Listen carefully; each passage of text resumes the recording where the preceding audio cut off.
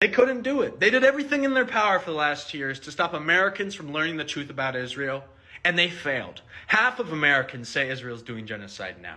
They did everything they could. They redefined anti-Semitism to include criticism of the state of Israel. They fired everyone in the mainstream who didn't align with their narrative. They dropped $250 million on our elections last year and ousted everyone in Congress who said the truth about Israel's crimes. And they started to work on our major social media platforms, first passing the bill to ban TikTok for hosting anti-Israel content. Next, Meta. They hired hundreds of ex-Israeli spies from the IDF to enforce their free speech policy, which they used to wipe the app of pro-Palestinian accounts, blacklisting them, me and many of my friends, owned by Elon Musk already, who was sent to Israel after he tried helping the Palestinians by giving them Starlink internet access to the humanitarian aid workers. And after that, you have Elon Musk banning his own AI chatbot Grok when it tells the truth to people about the genocide of Gaza. They tried things like arresting thousands of students, professors, and activists protesting on our college campuses.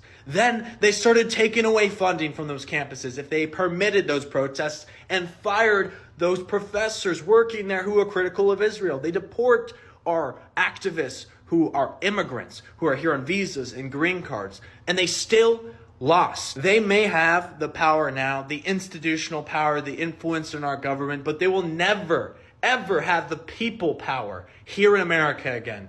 The Americans will never, ever support the state of Israel ever again. When I started standing for Palestinian liberation, I made it my goal to educate Americans. We needed to win the people over by showing them the truth about Israel, because Israel could not be doing a genocide.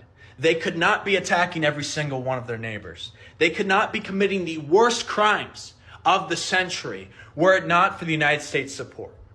And without the people's support, the support from our government will not last much longer. And even though the fight's far from over, even though I believe my TikTok account's getting banned tonight when new guidelines kick in, TikTok's new algorithm that opens the door to wipe the platform of pro-Palestinian content, something they've wanted for years, I'm proud knowing what our community has accomplished. This summer, we raised $350,000 and sent it right to Gaza.